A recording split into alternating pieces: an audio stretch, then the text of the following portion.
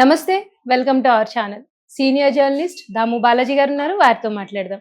Sir నమస్తే sir. నమస్తే. Sir China వణికిస్తున్న హెచ్ఎంపీవీ వైరస్ ఆల్రెడీ ఇండియాలోకి ఎంట్రీ అయిందనేది తెలుసు. అంటే చాలా నగరాల్లో వచ్చింది సార్. బెంగళూరు ఇలాంటి చోట్ల వచ్చింది. అలాగే ఇప్పుడు హైదరాబాద్ లో కూడా 11 కేసులు నమోదయ్యాయి అనే న్యూస్ వచ్చింది సార్. ఇది ఎంతవరకు నిజం?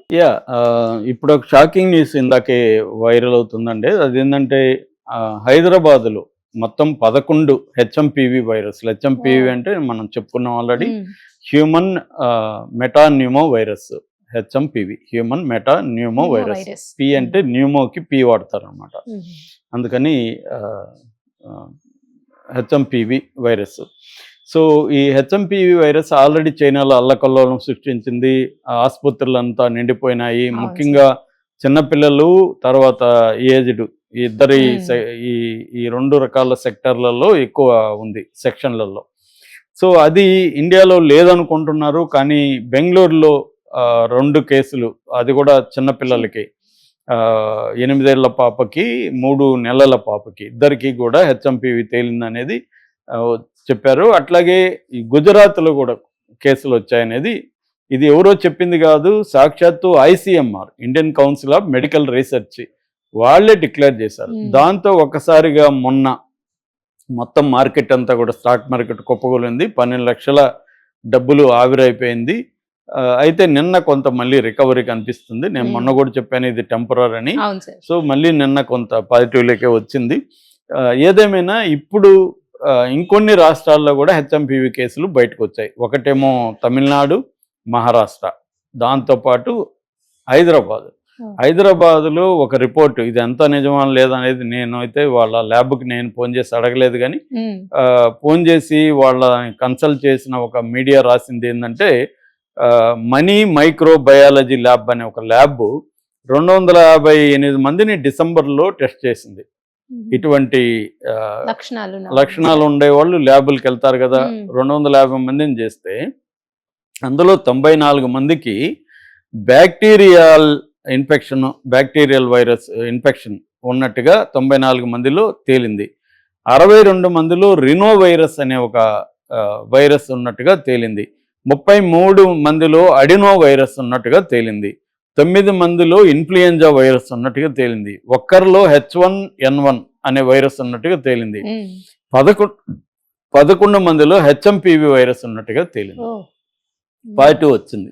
ఇది ఈ ల్యాబ్ వెల్లడించింది. అయితే హెచ్ఎంపీవీ చేసుకున్న వాళ్ళ ఊరు కూడా హాస్పిటల్లో జాయిన్ కాలేదు. చేసుకున్నారు, పాజిటివ్ వచ్చింది.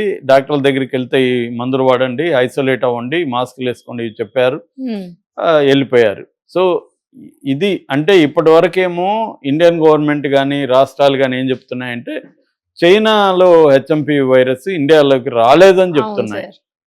కానీ ఇప్పుడు గవర్నమెంటే ఏజెన్సీలో ప్రకటించాయి. రెండోది అన్ని స్టేట్ గవర్నమెంట్లు కూడా అప్రమత్తమయ్యే, ఆరోగ్య శాఖ మంత్రులు అప్రమత్తమయ్యారు. హాస్పిటల్లో బెడ్లు అని, మెడిసిన్ కానీ ఇవన్నీ స్టోర్ చేసుకోవడం మొదలుపెట్టారు. ప్రజలకు కూడా పిలిపిస్తున్నారు, జాగ్రత్తలుగా ఉండండి, గుంపులుగా వెళ్ళకండి. ఎందుకంటే ఇప్పుడు ఇక్కడ ఫెస్టివల్ సీజన్, ఇది పైగా సంక్రాంతి రాబోతుంది.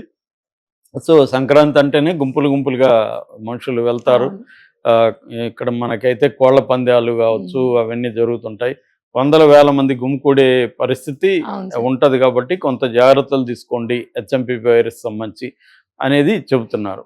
సో అయితే ఇక్కడ ఏంటంటే 2 రకాలు ఉన్నాయండి. ఎప్పుడైనా అసలు ఎందుకు ఇంత భయం మనుషుల్లో ఉంది అంటే, తెలియనప్పుడు భయం ఉండదు, పూర్తిగా తెలిస్తే కూడా భయం ఉండదు. తెలిసి తెలియకుండా అంటే, కరోనా టైంలో కూడా ఇలాగే చెప్పాయి, మా కొంప ముంచారు కదరా అని చైనా వీళ్ళ మీద ఎవరికి నమ్మకం లేదండి. చైనా నిజం చెప్పినా అబద్ధం చెప్పినా నమ్మే పరిస్థితి ఎవరి దగ్గర లేదు.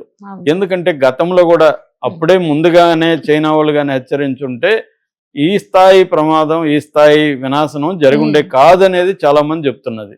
చైనా ఆ విషయంలో తప్పు చేసింది. చైనాలో కరోనా రాగానే కానీ హెచ్చరించునుంటే ఇంత ప్రమాదం జరిగేది కాదు. చైనా గమ్మన్ సైలెంట్గా ఉండి మొత్తం వ్యాప్తికి కారణమైంది చైనానే అనేది చాలామంది అభిప్రాయం. అందువల్ల ఏమైందంటే, ఇప్పుడు చైనాలో ఏమి వచ్చినా కూడా ఇక్కడ మన గుండెల్లో భయం అనేది స్టార్ట్ అవుతుంది. సో ఈ భయం వల్ల కూడా మనకి ఇంకా ఎక్కువ వచ్చే అవకాశం ఉంది. మామూలు జలుబు వచ్చినా మనకి హెచ్ఎంపీవీ ఏమో అని పోయి టెస్ట్ చేసుకుంటారు. చాలాసార్లు ఏంటంటే ఫాల్స్ పాజిటివ్ కూడా ఉంటుంది టెస్ట్లలో. వాళ్ళ పాజిటివ్ అంతా నిజమని కూడా చెప్పలేం. చాలా ల్యాబుల్లో కూడా కొన్ని రకాల మిస్టేక్లు జరగచ్చు, కావాలని కూడా చేయొచ్చు. ఎందుకంటే 2 సార్లు చేసుకోమంటారు కదా, ఫస్ట్ టైమే నెగిటివ్ వస్తే మళ్ళీ చేసుకోడు వీడు. అందుకని 2 సార్లు చేసుకోవాలంటే పాజిటివ్ చెప్పామనుకో, మళ్ళీ అది పాజిటివ్ పోయిందా లేదా ట్రీట్మెంట్ కోసం మళ్ళీ ఒకసారి చేసుకుంటారు కదా. అందుకని పాజిటివ్ రాసే కేసులు కూడా ఉన్నాయి. ఈ మధ్యనే నేను ఉన్నాను, చాలా హాస్పిటల్లో 80% టెస్ట్లలో పాజిటివ్ ఇమ్మని టార్గెట్లు పెడుతున్నారని చెప్తున్నారు. డాక్టర్లు చెప్పారు నాకు. అంటే వాళ్ళు టెస్ట్లలో ర్యాండమ్గా పాజిటివ్ ఇచ్చేస్తారు. ఈ పాజిటివ్ ఇచ్చే ఇదనే కాదు, అన్ని రకాల టెస్టుల్లో పాజిటివ్ ఇచ్చేస్తే ఏమవుతుంది, హాస్పిటల్లో వాళ్ళు ట్రీట్మెంట్ తీసుకోవాలంటే వాళ్ళని కొంత భయపెట్టి జాయిన్ అంటారు. జాయిన్ అవ్వాలి, ఏదో జరుగుతూ ఉంటుంది. అవసరం ఉన్నా లేకపోయినా స్టంట్లు వేసేయడం, ఇట్లాంటివి రకరకాల కేసులు వింటున్నాం. సో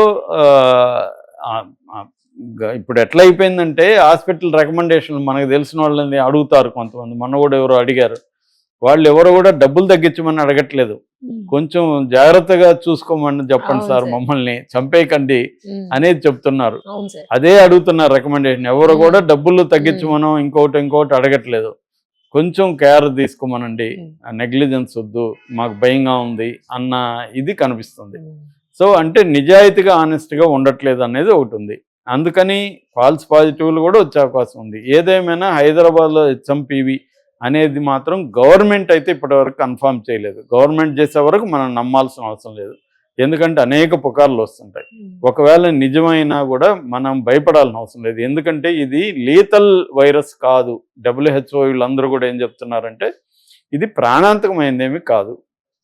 అయితే జాగ్రత్తలు మాత్రం తీసుకోవాలి. జాగ్రత్త వేరు, భయం వేరు. మనం భయపడద్దు, జాగ్రత్తగా ఉండండి అనేది గవర్నమెంట్స్ చెప్తున్నాయి ఇప్పటి వరకు అయితే. కాకపోతే మనకేందంటే, మీరు అప్పుడు కూడా ఇట్లాగే చెప్పి మా కొంప ముంచారా, మీరు ఎప్పుడు నిజాలు చెప్పారా అన్న ఒక స్కెప్టిసిజం జనాల్లోకి వెళ్ళిపోయింది. అందుకని జనాల్లో భయాందోళనలు ఉన్నాయి. గతంలో కూడా ఇలాగే చెప్పారని. ఏదేమైనా హెచ్ఎంపీవీ ఇప్పటి వరకు వరల్డ్ లెవెల్లో ఎక్కడా కూడా చనిపోవడం అనేది కేసులు లేవు. ఓన్లీ ఏంటంటే ఆల్రెడీ ఏమన్నా వీక్గా ఉన్నా, బలహీనంగా ఉండి లంగ్స్ పరంగా వీక్గా ఉండో, లేకపోతే ఎక్కువ కోమార్బిడిటీస్ అంటారు, అంటే మన డయాబెటీస్ కానీ ఇంకేదన్నా జబ్బులు, బీపీ కానీ అవన్నీ ఎక్కువ ఉన్నవాళ్ళు కంట్రోల్లో ఉంటే అవి కూడా ఏం కాదు. ఇప్పుడు ఎందుకంటే డయాబెటీస్, బీపీ ఇలాంటివి కామన్ అయిపోయినాయి, థైరాయిడ్ ఇవన్నీ కామన్ అయిపోయినాయి. అవి కానీ కంట్రోల్లో ఉంటే ఏమి ఇబ్బంది కాదు. అది లైఫ్ స్టైల్ డిసీజెస్ అయిపోయింది. 40 ఏళ్ళు 50 ఏళ్ళుగా ఉండేవాళ్ళు కూడా హాయిగానే ఉంటున్నారు, లైఫ్ స్టైల్ మార్చుకున్నవాళ్ళు. అంటే ఫిజికల్ ఫిట్నెస్ చూసుకోవడం, తర్వాత డైట్ కంట్రోల్ చేసుకోవడం, ఈ 2 ప్రధానమైన అంశాలు. అట్లాగే మన దాని ఏమంటారు, రోగనిరోధక శక్తిని పెంచుకోవడం కూడా ఇంపార్టెంట్. అంటే మనకి జబ్బు వచ్చినప్పుడు దాన్ని తట్టుకునే మెకానిజం బాడీలో ఉంటే మనకి కొంత పోరాడగలుగుతుంది. లేనప్పుడు చిన్న ఇది కూడా మనల్ని ఇది చేస్తుంది. అందుకని ఇప్పుడు చిన్నపిల్లలు, పెద్దవాళ్ళు ఈ 2 రకాల సెక్షన్లు కొంత జాగ్రత్తలు ఎక్కువ తీసుకోవాలి. వాళ్ళు ఎట్లంటే అట్లా తిరిగేయడం, గుంపుల్లో తిరగడం ఇవన్నీ చేయకూడదు. కొంత మాస్కులు వేసుకోవడం అనేది చేయాలి. అట్లాగే హ్యాండ్ వాష్ అనేది వెరీ ఇంపార్టెంట్. ముఖ్యంగా బయట నుంచి వచ్చినప్పుడు కంపల్సరీగా హ్యాండ్, ఇంట్లో ఉన్నప్పుడు కూడా అప్పుడప్పుడు కడుక్కుంటూ ఉండడం. మనకేదన్నా జలుబు ఏదో ఉంటే ఎక్కడో తాకి మళ్ళీ మనల్ని ముక్కులో ఇంకోటి తాకడం అలవాటు ఉంటుంది జనాలకి.